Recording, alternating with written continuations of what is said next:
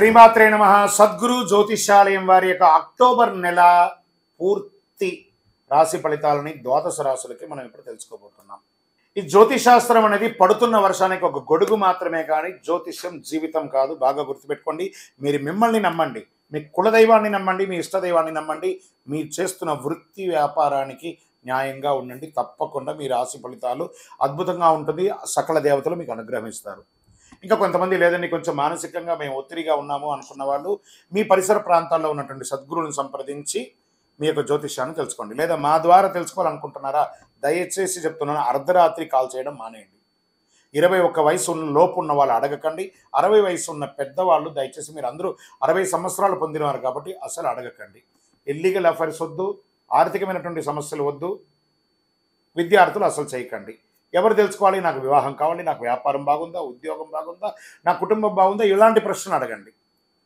ఈ నెల అక్టోబర్ నెలలో ఎలా ఉందో ఒక్కొక్కటిగా మనం చూసుకుంటూ వెళ్తాం. జ్యోతిషాస్త్రరీత్యా ద్వాదశ రాశుల్లో 2వ రాశి అయినటువంటి వృషభ రాశి మిత్రులారా, మీరు కృత్తికా నక్షత్రం 2, 3, 4 పాదములు, రోహిణీ నక్షత్రం 1, 2, 3, 4 పాదములు, మృగశిరా నక్షత్రం 1, 2 పాదాలకు జన్మించిన మీరు వృషభ రాశి వారిగా పరిగణించబడుతున్నారు. ఈ నెల మీకు విజయదశమి శుభాకాంక్షలు, దీపావళి శుభాకాంక్షలతో దేవుని యొక్క అనుగ్రహం పరిపూర్ణంగా ఉంటుందని కూడా చెప్పచ్చు. ఈ వృషభ రాశి వారికి ఈ నెల మొత్తం దశమంలో తిరోగమన స్థితిలో ఉండబోతున్న మాసం మొదటి అర్ధభాగంలో అనేక గ్రహాలు 5వ ఇంట్లో ఉంటారు. సూర్యుడు, బుధుడు మరియు కేతువులు. కుజుడు తరచూ ఆటంకాలు ఏర్పడుతున్నా జాగ్రత్త ఉంటుంది. కుజుడు 2వ ఇంట్లో ఉంటాడు. అక్టోబర్ 20 నుండి కుజుడు 3వ ఇంటికి వెళ్తున్నాడు. మాసం ప్రారంభంలో శుభకార్యాలు జరిగే అవకాశాలు ఉన్నాయి. కొత్త వ్యాపారాలు సజావుగా ముగిస్తాయి. స్నేహితులు మీకు వ్యాపార ప్రయోజనాలను అందిస్తారు. దైవ కార్యాలలో నిమగ్నమై ఉంటారు. దేవాలయాలకు వెళ్ళడం లేదా పూజలు చేయడం ఉన్నాయి కదా, దసరా దీపావళి అన్ని పూజలే కదా, అవన్నీ చేయండి చక్కగా.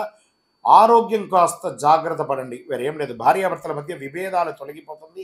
మాస ప్రారంభంలో వ్యాపారం చేస్తున్నటువంటి వారికి కొన్ని చిన్న చిన్న ఒడిదుడుకులు ఉన్నా మళ్ళీ పోను పెరుగుతుంది. మీ డెట్ స్టాక్స్ అన్నీ కూడా క్లియర్ అయిపోయి వ్యాపారం అద్భుతంగా ఉంటుంది. వ్యాపారాన్ని విస్తరింపజేసే అవకాశాలు ఎక్కువ ఉన్నాయి. జీవిత భాగస్వామితో బంధువులు, మీ యొక్క భార్య తరపు బంధువులైనా మీ భర్త తరపు బంధువులతో కూడా మర్యాదగా ప్రవర్తించండి. ఆఫీస్లో ఉద్యోగం చేస్తున్నటువంటి వాళ్ళు సహోద్యోగులతో జోకులు లేదా వ్యంగ్యంగా మాట్లాడడము ఇవన్నీ చేయకండి. దానివల్ల విపరీతమయ్యి అది ఒక ఇష్యూ అయ్యి మీ ఉద్యోగాలు కూడా పోయే అవకాశాలు కూడా ఉంటాయి. కాబట్టి ఎంత మాట్లాడాలో, ఎంత లిమిట్ వేసుకొని మాట్లాడాలో, ఎవరితో మాట్లాడాలో అది తెలుసుకొని మాట్లాడండి. పదోన్నతి కోసం ప్రయత్నం చేసేవాళ్ళు జాగ్రత్తగా ఉండండి, అవకాశాలు ఉన్నాయి.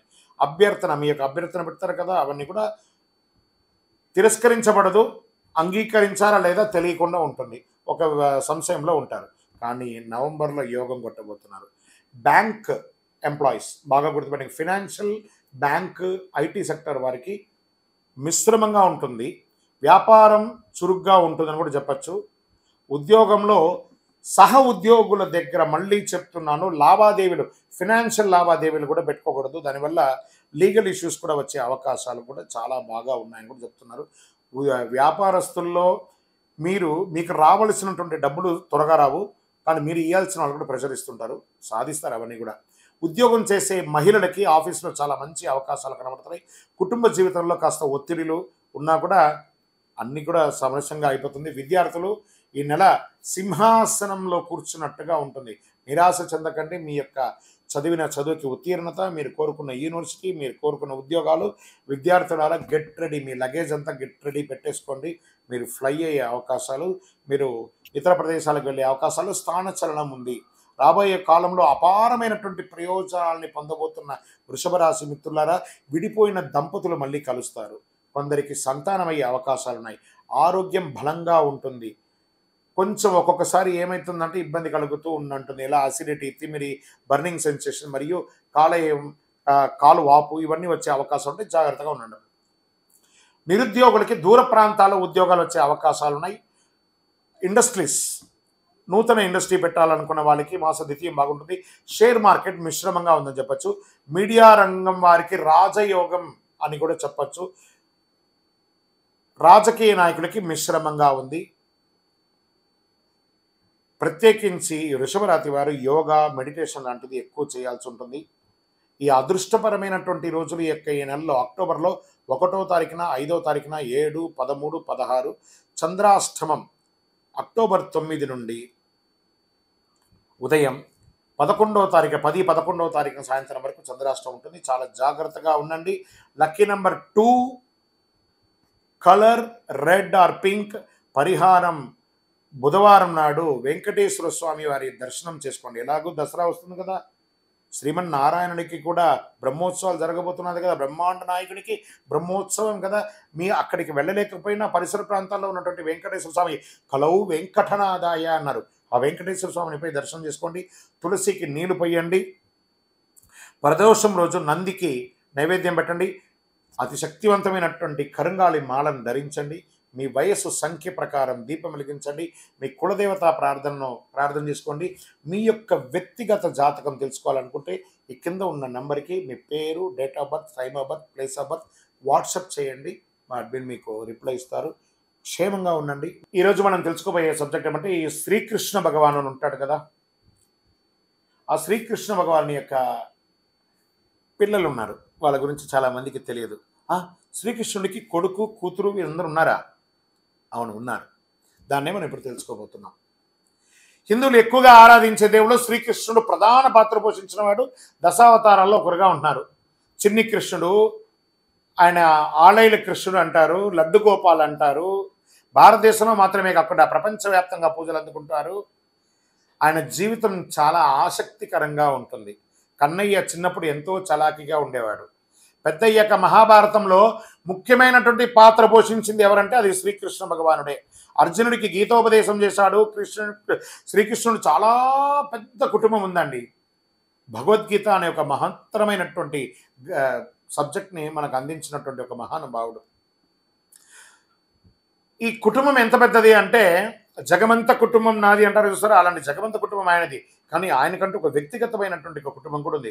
శ్రీకృష్ణుడు రుక్మిణి, సత్యభామ, జాంబవతి, కాళింద, మిత్రవింద, నాగ్నజితి, భద్ర, లక్ష్మణ అని 8 మందిని వివాహం చేసుకున్నారు వారు. వీరిలో ప్రతి ఒక్కరితో వారికి ప్రతి ఒక్కరికి కూడా పిల్లలు ఉన్నారు. శ్రీకృష్ణ భగవానికి కొడుకులు, కూతుర్లు కూడా ఉన్నారు. వారు ఎవరు అంటే, వీళ్ళందరూ కూడా హిందూ పురాణాల్లో చాలా ముఖ్యమైనటువంటి పాత్ర పోషించిన వారే అని మనం తెలుసుకోవాలి. ముందు వారి కుమారులు ఎవరెవరని తెలుసుకుందాం. ప్రద్యుమ్నుడు. ఈ ప్రద్యుమ్నుడు శ్రీకృష్ణుడు రుక్మిణీదేవికి కలిగిన సంతానం. అతడు చాలా ధైర్యవంతుడు, తెలివైన వాడు. ప్రద్యుమ్నుడు రాక్షసుడు సంబాసురుని అపహరించాడు, కానీ శ్రీకృష్ణుడు అతన్ని కాపాడుతాడు. ఆ తర్వాత ప్రద్యుమ్నుడు సంబాసురుని సంహరిస్తాడు. ప్రద్యుమ్నుడు కామదేవుని యొక్క అవతారం అని కూడా చెబుతారు. అతడు విల్లు చాలా బాగా వాడతారు. యుద్ధ విద్యలో కూడా ప్రావీణ్యం సాధిస్తారు. ప్రద్యుమ్నుడు పాండవుల కొడుకులకు అభిమన్యుడికి యుద్ధం చేయడం ఎలాగో నేర్పించిన వాడు. ఎడిటర్స్ ఇక్కడ గుర్తుపెట్టుకోండి. ఒక్కొక్క సబ్జెక్ట్గా షార్ట్గా వేసుకోవచ్చు, లేదా కంటిన్యూగా కూడా పెట్టుకోవచ్చు ఈ యొక్క సబ్జెక్ట్ని. ఎందుకంటే శ్రీకృష్ణుని యొక్క కుమారుని పేరు అని కూడా పెట్టి దాన్ని మీరు తమ్లైన్ ఎలా పెట్టుకుంటారో అలా చేసుకోవచ్చు. తర్వాత శ్రీకృష్ణుని యొక్క ఇంకొక కుమారుని యొక్క పేరు కృతవర్మ. కృతవర్మ యాదవ యోధుడు, సైన్యాధ్యక్షుడు. ఈయన కృష్ణుని సమకాలికుడు అని కూడా చెప్తాడు. కృతవర్మ శ్రీకృష్ణుడికి మన బయలాజికల్ సన్ కాదు, ఆత్మ బంధువుగా ఉన్నటువంటి, కానీ శ్రీకృష్ణుడు అతని కొడుకులాగే చూసుకుంటుంటాడు. కృతవర్మ మహాభారత యుద్ధంలో పాండవులకు సహాయం చేస్తాడు. అతడు చాలా ధర్మం గలవాడు, చాలా ధైర్యవంతుడు. శ్రీకృష్ణుని యొక్క ఇంకొక కుమారుని యొక్క పేరు సాంబడు. శ్రీకృష్ణునికి జాంబవతికి పుట్టిన మొదటి పుత్రుడు సాంబడు. అతను చాలా అల్లరి చేసేవాడు. తన తండ్రి వంశాన్ని నాశనం చేసేలా పనులన్నీ చేసేస్తుంటాడు. అందుకే అతడి గురించి బాగా ఎవరు చెప్పిన చరిత్ర ఏం పెద్దగా లేదు. సాంబడు చేసిన తప్పుల వల్ల మహర్షి దుర్వాసుడు శపిస్తారు. దాంతో యాదవ వంశం అప్పట్లో ఇబ్బంది అయ్యిందని కూడా వినేవారు. ఇక శ్రీకృష్ణుడికి మనవడు, కొడుకులు అయ్యారు కదా, ఇప్పుడు మనవడు అనిరుద్ధ పేరు. శ్రీకృష్ణునికి మనవడా? ఇవన్నీ ఎక్కడ కొత్తగా ఉంది కదా. ఎస్, శ్రీకృష్ణుని యొక్క మనవడు అనిరుద్ధ. అనిరుద్ధుడు శ్రీకృష్ణుని యొక్క మనవడు అవుతాడు. అతని తండ్రి ప్రద్యుమ్నుడు, తల్లి రుక్మావతి. అనిరుద్ధుడు చాలా ధైర్యవంతుడు, చాలా తెలివైనవాడు. అనిరుద్ధుడు రాక్షసుల రాజైన బాణాసురుని కూతుర్ని యొక్క ప్రేమిస్తాడు. ఎంత అద్భుతంగా ఉంది చూసారా. తర్వాత ఇప్పుడు శ్రీకృష్ణుడికి కూతుర్లు. ఓ శ్రీకృష్ణుడు కూతుర్లు ఉన్నారా? వాళ్ళు ఎవరు? వారి పేర్లు మనం తెలుసుకుంటాం. ప్రజలు శ్రీకృష్ణుని కుమార్తెలు చరిత్ర పౌరాణిక గాథల గురించి పెద్దగా ఎవరికి తెలియకపోవచ్చు కూడా. కానీ కన్నయ్య జీవితంలో కీలక పాత్ర పోషించారు వారు. వారిలో అత్యంత ముఖ్యమైన ముగ్గురి గురించి తెలుసుకుందాం. వారెవరు? మొదటి కూతురు అని చెప్పుకోవచ్చు, సుశీల. శ్రీకృష్ణుడు రుక్మిణి దంపతులకు సుశీల జన్మించారు. ఆమె చాలా తెలివైనది, చక్కని స్వభావం గల ఆమె క్షత్రియరాజు కుమారుణ్ణి పెళ్లి చేసుకున్నది. రైట్. మరియు శ్రీకృష్ణుడి ఇంకొక కుమార్తె భద్ర.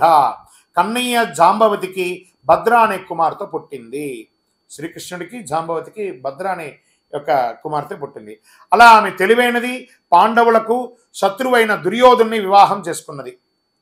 చూడండి ఇది ఎలా ఉందో, ఇదే కథలో ట్విస్ట్లు అంటారు చూసారు అలా. తర్వాత స్వామివారికి శ్రీకృష్ణుడికి ఇంకొక కూతురు చారుమతి. ఈ చారుమతి శ్రీకృష్ణుడు సత్యభామ దంపతులకు పుట్టింది. ఆమె చాలా అందంగా ఉంటుంది. కృతవర్మ కుమారుని ఆమె పెళ్లి చేసుకున్నది.